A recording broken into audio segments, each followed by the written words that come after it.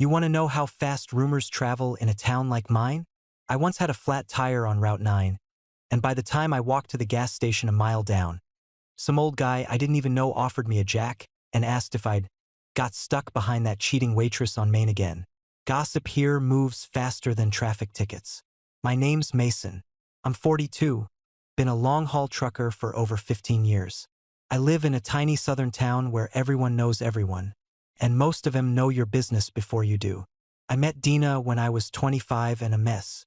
I'm talking about the kind of mess that owes more than he owns, drinks too much, smokes whatever he's handed, and sleeps wherever he lands. She was the first woman who didn't flinch when she looked at me. First one who didn't treat me like a mistake waiting to happen. She worked nights at a diner off the I-16 exit. I used to come in there high as hell, slurring orders, hands shaking. And she just kept serving me eggs and pouring coffee like I was worth something.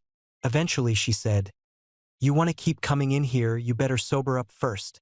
And I did. I got clean for her. I started driving rigs soon after, long hauls mostly, anything to keep me away from the old crew and off the streets. The road kept me honest. Dina kept me grounded. We moved in together within 3 months. Got married before the year was out. Felt fast, sure, but when you've lived the way I did, stability feels like a miracle. She got pregnant a couple months later. That's when everything shifted. I swore I'd give that kid a better life than I had. No empty fridge, no screaming nights, no belt-wrapped lessons. Just clean shirts, warm dinners, and a roof that didn't leak. I was on the road a lot, but I still remember every doctor's appointment I made it to, and everyone I missed. When Dylan was born, my brother Joel was there, holding a camera and cracking jokes about me fainting in the hallway. He was around more and more after that, helping out, bringing groceries, babysitting. Joel even officiated the naming ceremony, gave some speech about how family isn't just blood, it's who shows up. I remember nodding, thinking, yeah, that's true. I didn't realize then how much he'd show up, or what it would cost me. Joel even officiated the naming ceremony, gave some speech about how family isn't just blood, it's who shows up. I remember nodding, thinking, yeah, that's true. I didn't realize then how much he'd show up, or what it would cost me. About a year later, I stopped for diesel at a truck stop just outside of Birmingham. Long day, middle of summer, and I'd been running low on sleep. I was walking back from the diner counter with a coffee when I heard a voice behind me say, "Mason, you still owe me." I didn't even have to turn around to know who it was.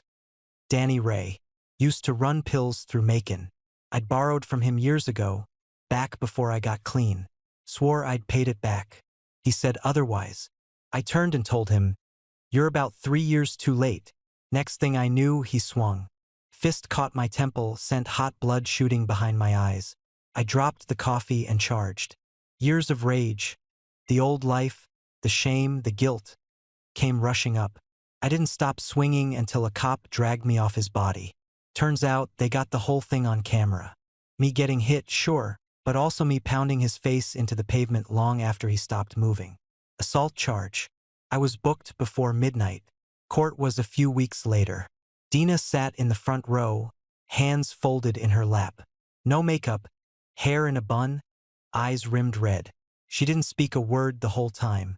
Joel sat behind her and leaned in just once to mutter, "Told you he'd fall back." I heard it clear as day. Judge gave me 45 days in county. Could have been worse.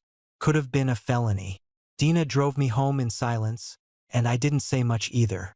Not until we pulled into the driveway and she finally whispered, "I'm pregnant." That shut me up. Everything after that hit fast. She stood by me through the sentence. Visited every Sunday. Wrote letters. Sent baby updates. I kept the sonograms taped inside my cell locker like a man holding on for dear life. And when I walked out, she was right there, belly round, holding out my jacket. Dylan came 3 weeks later. First time I held him, I felt like I couldn't breathe. I'd spent my life being the problem. Now I had someone to protect. I remember whispering to him, "I got you, little man. I got you." We didn't have much. I was back to short hauls until I could renew my long-distance license. Money was tight, but we found this double wide on the edge of town. Small yard, Busted AC. No neighbors too close. We got a pit bull mix from the shelter. Named her Maggie. She was good with Dylan. Followed him around like a shadow. That year was the first time I'd ever felt settled. I'd fix things up around the trailer during my days off, patch holes in the siding, hang little plastic toys from the trees. Dylan had this deep belly laugh that'd echo through the yard, and every time I heard it, I swore I'd never go backward. I stopped answering old numbers. Blocked everyone from that life. Except Joel, of course. He was still around. Said he wanted to help. Brought over formula and diapers. Gave us a used crib from a neighbor. Dina told me he even cried a little the night Dylan was born. He was around more than I expected. But I chalked it up to family being family. One time I came home early from a 2-day haul. Walked in and found Joel and Dina sitting real close at the kitchen table, talking in low voices. They jumped a little when they saw me. Joel laughed it off, stood up quick. Didn't expect you back till morning, bro. I narrowed my eyes. Road was clear. I made good time. Dina said she was just asking Joel about insurance paperwork. He knows more about this stuff than I do, she said. Maybe she was right. Maybe I was just tired and paranoid from the road. I kissed her on the forehead and scooped Dylan off the couch where he was napping.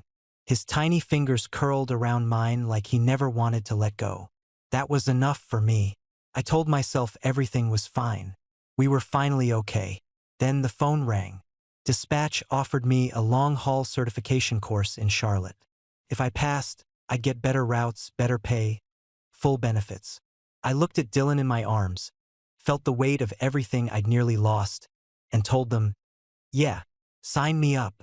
I was going to give that kid the kind of life no one ever gave me, no matter what it took. So I took the course in Charlotte, passed the test, and landed a cross-country route within 3 weeks. That changed everything. Better miles, more pay, benefits. I started sending half my checks straight into a savings account with Dylan's name on it. College, car, braces, whatever he needed, I wanted it waiting. Some weeks I was out 12, 13 days straight. Missed his 3rd birthday, missed his 5th, but I mailed gifts ahead of time and called every night. Sometimes twice if he was sick or just having a hard day. Dina always picked up. Tell Daddy what you learned today, she'd say. And I'd listen to that tiny voice talk about frogs or Legos or how he could count all the way to 20. I'd park the rig at rest stops and sit on the bumper in the dark just to hear that voice. Kept a photo of him taped to my dashboard. One where he's wearing my hat, grinning like a fool, one front tooth missing. When I got home, I made every second count. We fixed up his first bike together. I showed him how to cast a line in the creek behind our place.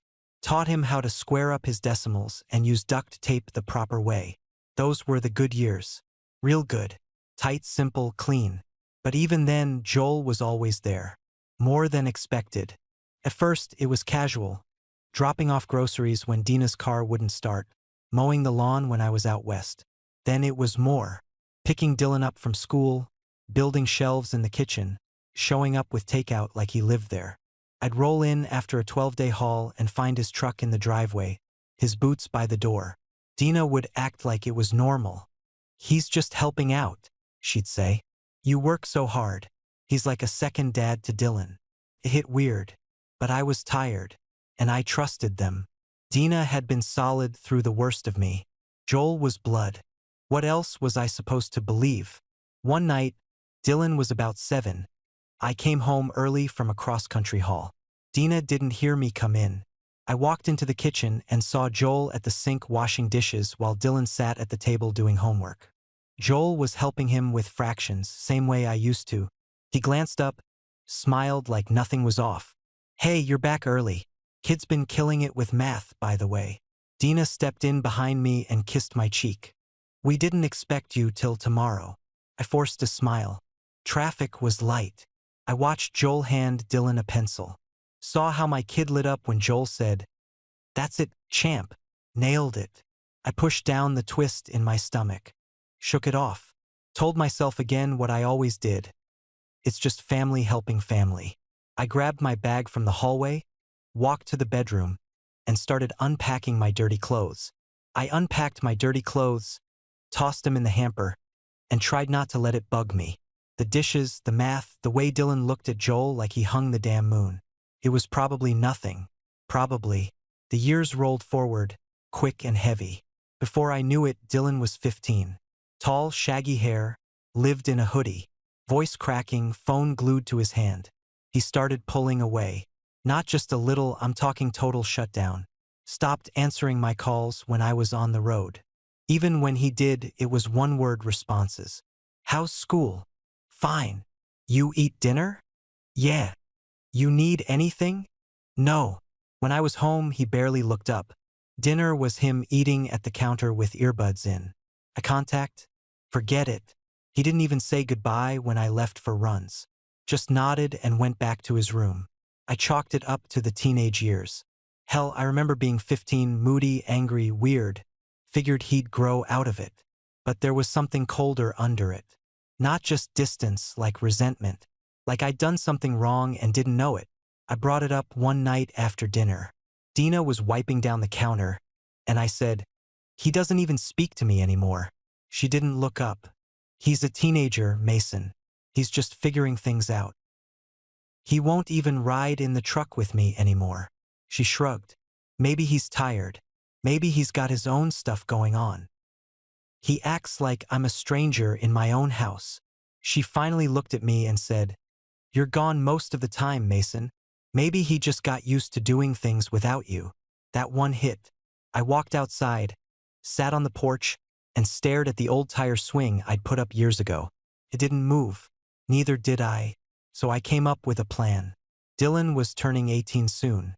I was gonna throw the biggest damn party this town had ever seen.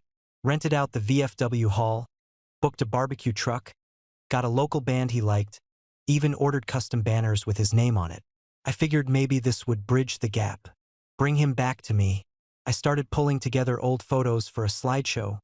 Baby pictures, school events, Halloween costumes. Found a couple from his 5th birthday when he wore a cowboy hat and wouldn't stop pointing fake pistols at people.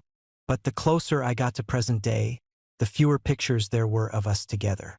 By the time he was 12, they were mostly group shots, class trips, Joel with him at the fair, Dina at soccer games. I was barely in any of them.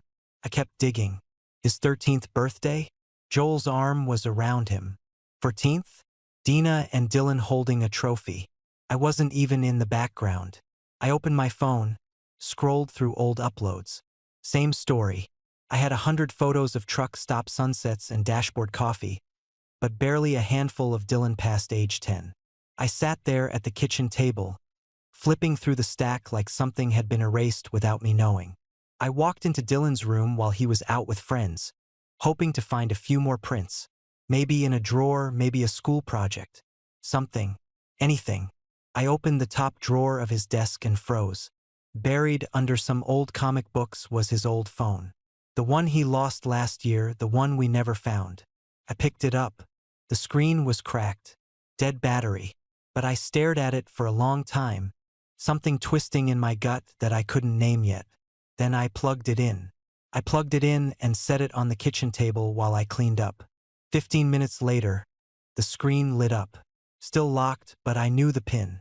I'd helped Dylan set it up when he first got the thing. Same 4 digits as his birthday. Once I was in, I scrolled through the camera roll. Hundreds of shots. Some of Maggie, some of friends, plenty of random blurry ones from school, concerts, and dumb meme screenshots.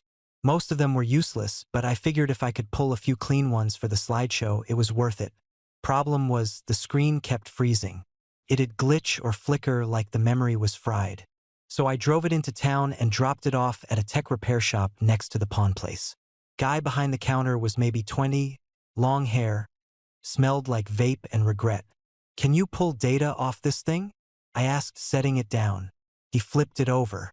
"Yeah, but it'll cost you 100 to extract, another 50 if you want it organized. Just get me the pictures." 2 days. I paid up and left. 2 days later, I came back and he handed me a flash drive. Whole backups on there. Photos, videos, texts. Most of it recovered. I didn't wait till I got home. Sat in my truck outside the shop and plugged it into my laptop right there in the cab. Clicked open the folders. First few were harmless, screenshots of music playlists, some goofy videos, old app data. Then the messages started popping up. Notifications auto-synced to my desktop from the file, little blue bubbles with names and dates. Most were nothing. Then one came in from Mom. Dylan, I don't want him at the party. Dina, you know Joel is your father. We were never going to tell Mason. I just sat there, still, couldn't breathe. Dylan, he's not even my real dad. Dina, we agreed. He raised you. That was the deal. Dylan. Joel said he only stuck around to watch the show. Said it was fun watching Mason pretend. That last line broke something in me. I dropped the laptop on the passenger seat, slammed the door open, and climbed out of the truck. My head buzzed like a freight train was running through my skull. I couldn't hear anything except the blood in my ears. I got in the car and drove. Didn't say a word to anyone. Didn't go home. Didn't call. Just drove. 40 minutes later, I pulled into a place I hadn't been to in years. A biker bar off Highway 12, stuck between a gravel pit and a closed-down furniture store. Looked the same. Faded neon sign, oil-stained parking lot, front porch sagging like bad knees. Inside, it smelled like sweat and cheap whiskey. Some band was tuning up in the back corner. I ordered a double of something brown and didn't ask what. Threw it back, then another. Nobody said much until a guy sat next to me. Rex. Used to run halls with him back in the day. Gray in his beard now, but still had that twitch in his eye like he was one bad day from doing something stupid. He looked at me. You look like hell. I didn't bother denying it. Found out my wife's a liar. My brother's a snake. And my son's not mine. Rex blinked. Damn, that's a lot. I drank again. They've been playing me for years. Whole town probably knew before I did. You gonna let that slide? What am I supposed to do? Bake him a cake. He laughed, real low and dry. Then he leaned in. You wanna settle it? I didn't answer. He stood up slow. Come on. I got something in the trunk. I followed. I followed Rex out the back door, boots crunching over gravel. The night air hit me like a slap, cold, sharp, almost sobering, but not enough. I was still drunk, angry, hollow. My hands shook like I'd been out in the cold for hours. Rex popped the trunk on his beat-up sedan. Inside was a towel-wrapped shape. He pulled it out and set it in my hands. Heavy, cold, familiar. Loaded, he said. Safety's on. I stared at it. My mouth tasted like metal. Why the hell do you have this? Why the hell do you need it? He shot back. I didn't answer. Couldn't. My mind was stuck on the messages. He's not my real dad. We were never going to tell Mason. Joel said he only stuck around to watch the show. I hated myself for still standing, for breathing, for being too weak to see any of it coming. Rex shut the trunk. You want a ride or not? I didn't say yes, but I walked around to the passenger side and got in. That was enough of an answer. We pulled onto the highway, headlights bouncing over the cracked asphalt. Rex glanced at me once. You sure you want to do this? I don't know what I want. Yeah, he muttered. That's usually when the worst choices get made. We turned off onto a dirt road that cut through some pine woods. I knew the way it led toward Joel's place. My stomach tightened. My fingers dug into my knees. Rex gripped the wheel tighter. You tell me when to stop. I opened my mouth, but nothing came out. Then the car hit a rut. Hard. Rex jerked the wheel, the front tires slid, and before I could grab anything, we spun sideways. Trees blasted past the windows, and the whole world flipped. We slammed into a ditch with a crunch of metal and glass. Airbags blew. My ears rang like a bomb went off. Warmth trickled down my forehead. I shoved the deflated bag away and kicked at the door until it opened. Rex groaned beside me, dazed but alive. The gun had fallen on the floorboard. I grabbed it, stumbled out into the dirt, and tossed it into the brush as far as I could. It disappeared with a dark thud. My legs buckled. I dropped to my hands and knees and vomited. Hard. Bitter liquor, bile, whatever was left of the last decent parts of me. When I finished, I just stayed there, palms in the mud, breath shaking. I wasn't gonna kill anyone. Not Joel. Not Dina. Not even myself. I wasn't that man. Not anymore. Rex dragged himself out of the car. You good? He wheezed. No, I croaked. Not even close. He leaned against the side of the wreck, holding his ribs. What now? I wiped my mouth with the back of my hand. I can't go home. Then where? There was only one name in my head. One guy who'd pulled me out of worse corners, who didn't scare easy, who knew my life inside and out. Dean Ryland, my old lawyer. I pushed myself up, knees shaking, and started walking back toward the road. I'm going to Dean. Rex called after me. You need a ride? I need answers, I said, not looking back. And I'm getting them. I kept walking.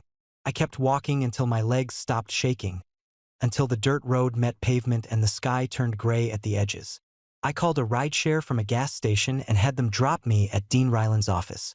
Old brick building, metal letters half rusted.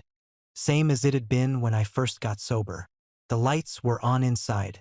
Dean was behind his desk, sleeves rolled up, reading glasses hanging off one ear. He looked up when I walked in, saw the dried blood on my forehead, the mud on my clothes, and didn't even blink. What happened? He asked. I shut the door behind me. I need you. He nodded once. Sit. I didn't. I stood right in front of his desk and told him everything. Every message. Every lie. Every year I'd spent raising a kid that wasn't mine. My voice cracked once, but I kept going. He didn't interrupt except to jot notes with that old silver pen of his. When I finished, he leaned back and blew out a slow breath. All right, he said. This is ugly, but it's not impossible. I felt my hands curl into fists. Tell me how we burn it down. He straightened up, all business. First, divorce. Grounds of deception, long-term fraud, intentional withholding of paternity. Second, petition to remove you from legal parenthood. Third, restitution for 18 years of financial responsibility you carried unknowingly. Good, I said. Make it public. He raised a brow. Public. No quiet deals. No sealed files. I want this town to know exactly what they did. He gave a slow nod. Then we need records. Every receipt you have. Child support, medical bills, school fees, sports equipment, gifts. The more documentation, the stronger the damages claim. I'll get it.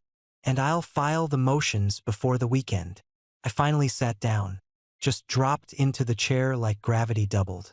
Dylan's birthday party is in 3 weeks. Dean frowned. Cancel it. No, I said. I'm going.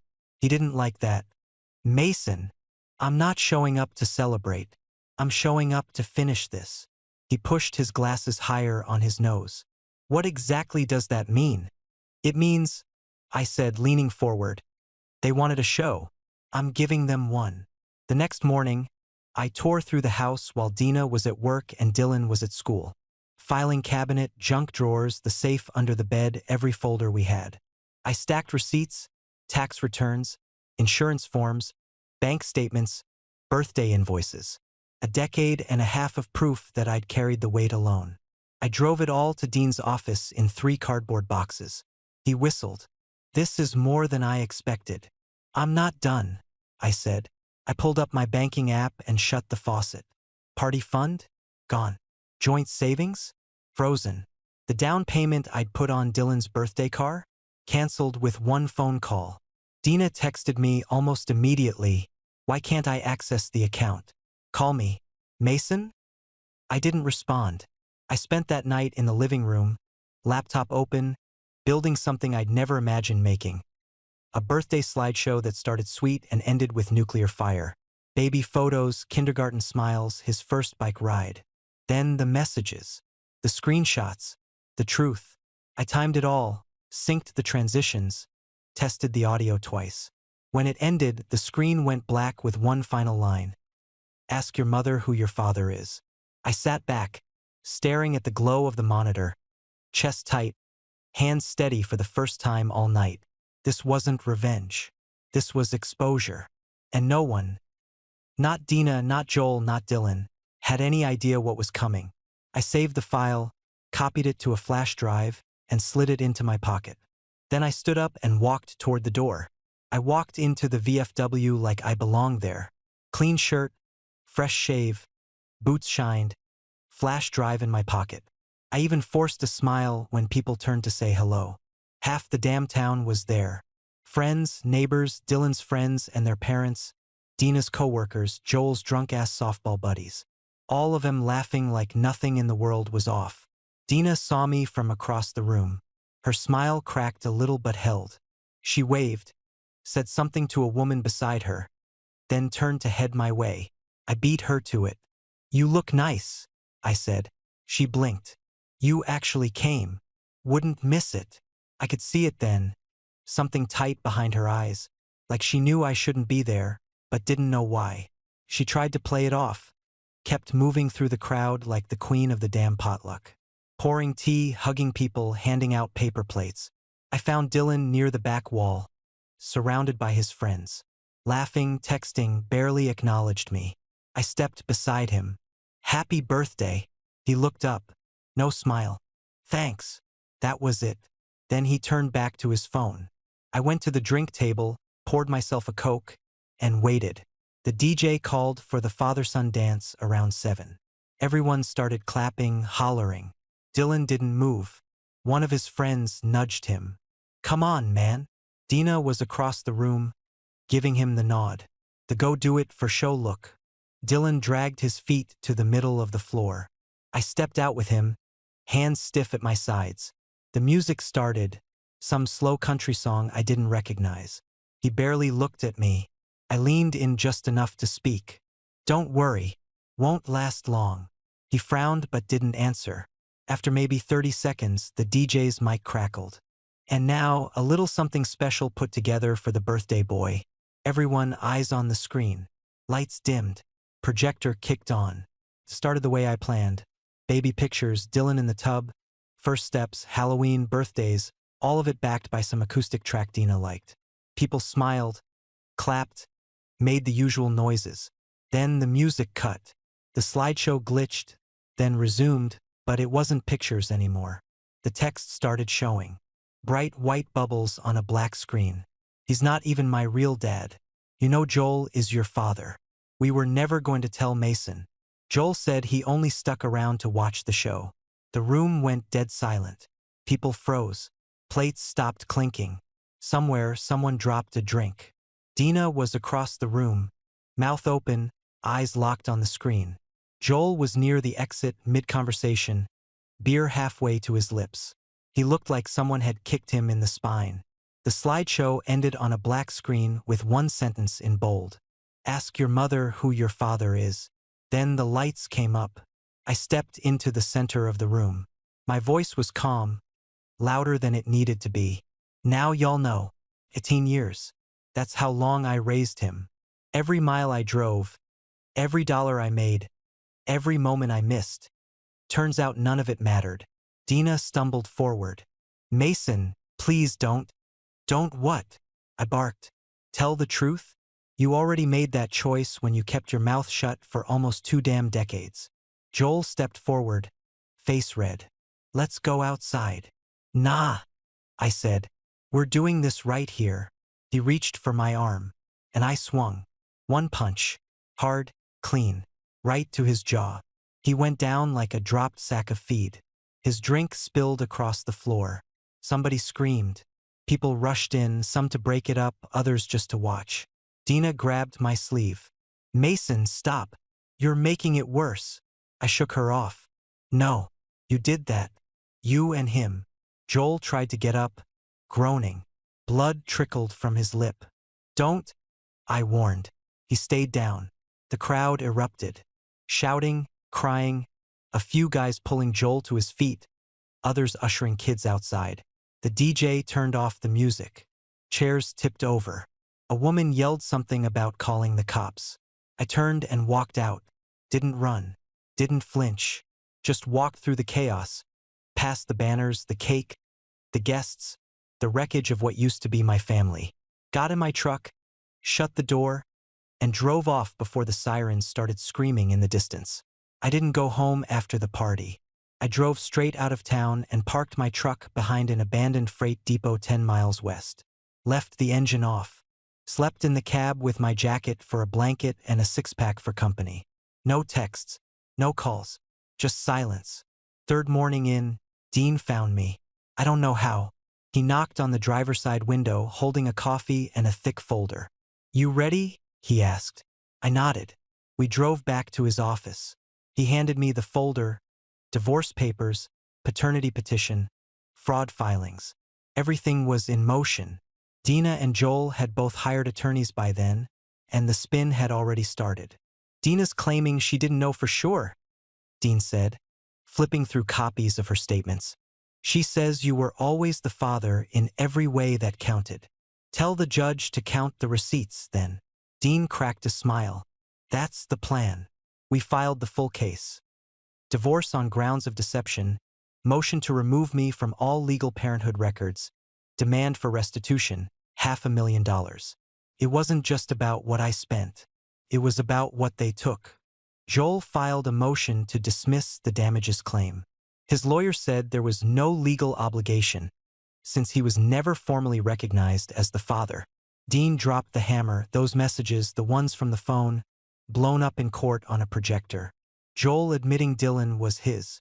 Dina admitting they hid it.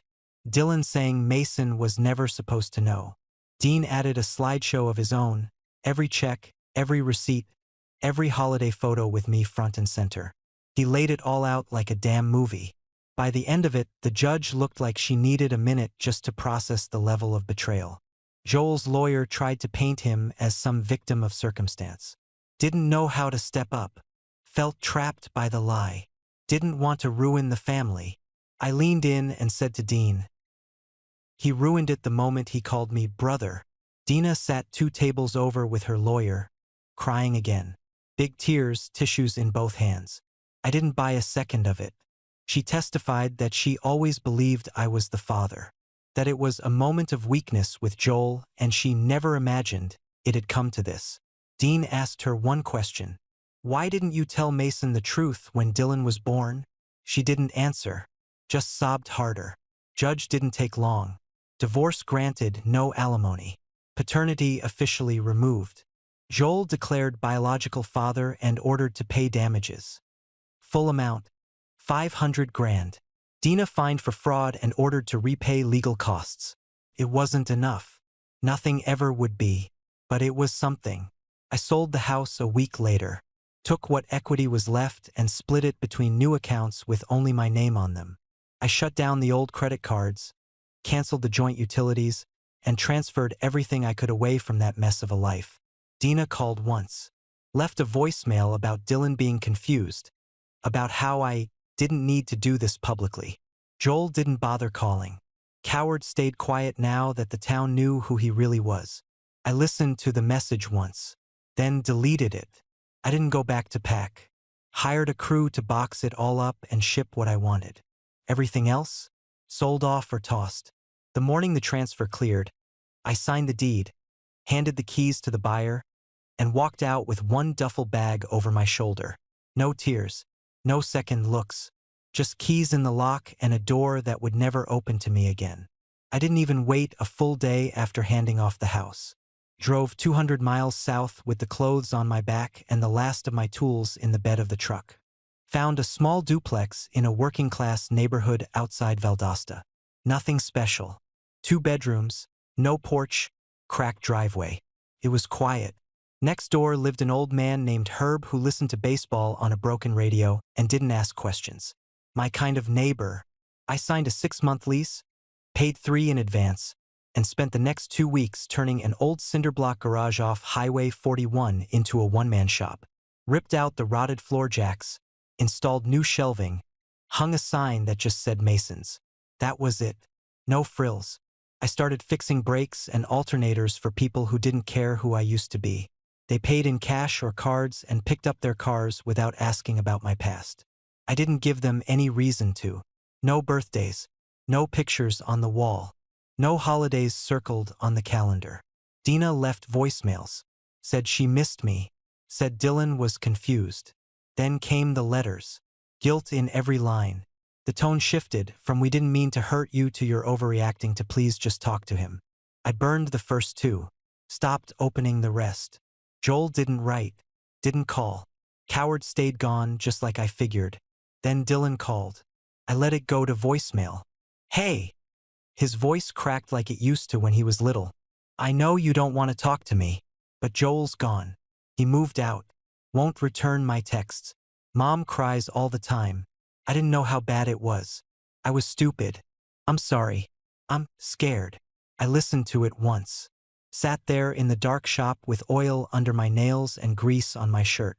Then I deleted it. I got my life back. Not the old one, something new.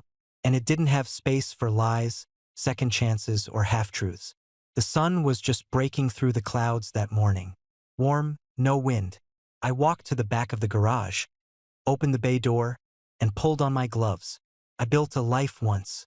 I can build another. This time, no lies,